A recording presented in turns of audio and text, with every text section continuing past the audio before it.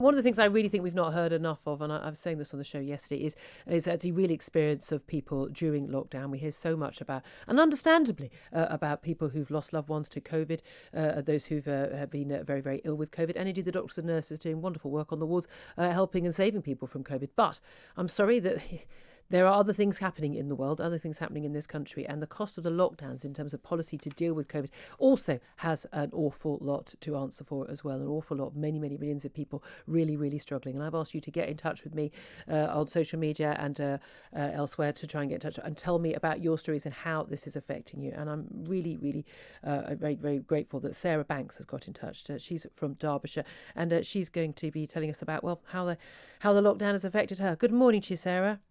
Morning, Julia. I really appreciate getting in touch, and I think it's very brave of you as well. And I think a lot of people really, I think we had a lot of people yesterday in tears. They were saying to me, listening to what people had to say about how the pandemic and the lockdown policy has hit them. Tell us what's happened to you during the whole experience since last March. So when Boris first announced the lockdown, I went into a little bit of a panic state. I've got childhood trauma, and any sort of kind of things that make me feel out of control trigger that and really cause me to panic and stress and not know what to do. We sat back as a family and looked at the way forward, and the first few weeks we kind of muddled through. But things just started to get worse for me. I was spiralling out of control to the point where I walked out the house with the full intention of taking my life and not coming home. Good Lord. Were you getting any help from your GP or from other mental health professionals? Not at that point. I've been really well for over 20 years. I was really ill when I was 19 and I had everything under control. Yeah. But all of my coping strategies had been taken away from me.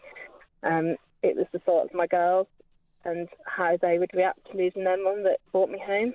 Yeah, and thank goodness, I'm so glad you're here to tell the story. But for you, it was all just too overwhelming. I think even those of us who are on an even keel mentally found it very overwhelming and very emotional and a very difficult time. And I think people are finding this lockdown perhaps even harder because of the time of year as well and the length of time. But you say you were concerned about your children. Have they? What are they? School age? Have they been having education? Yeah, so my girls are 12 and 7. In the first lockdown, they weren't in school. Then they went back to school in September. They both moved schools, so one started secondary, one started junior school. Both really, really happy to be back at school. My eldest was sent home in November to isolate 2 weeks because of a case at school that she'd not been in contact with, and she really, really struggled. She was having panic attacks. She wasn't sleeping. She was struggling to focus. Then we got her back in, really settled. We didn't tell her about secondary schools closing after Christmas. And then one of her friends had sent her a WhatsApp message and she heard.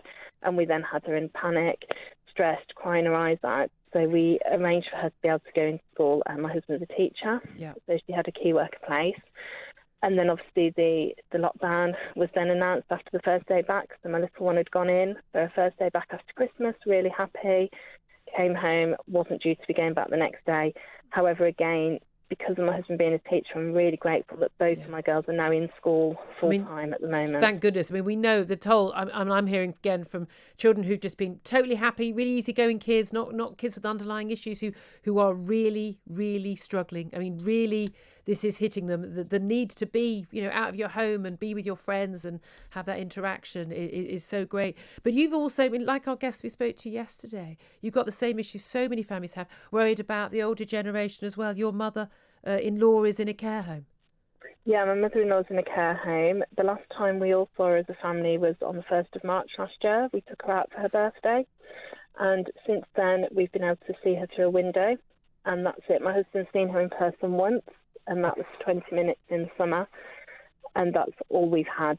We bought her an iPad, but unfortunately the home haven't been able to find the time to connect that to Wi-Fi, so she can't even FaceTime her grandchildren.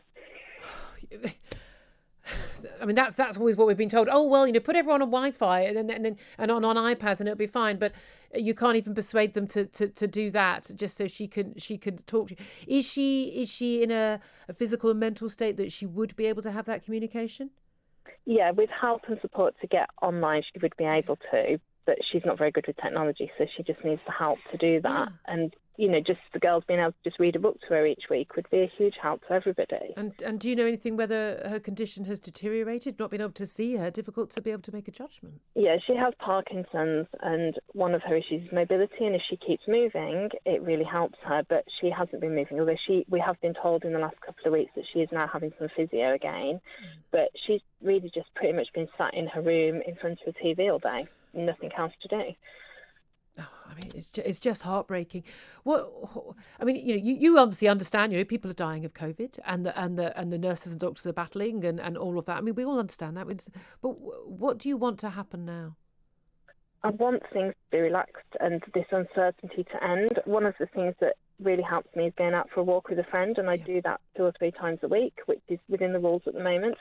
I'm constantly worried that's going to be taken away. Yeah. And what we need is some certainty as to when we're going to start to get out of this.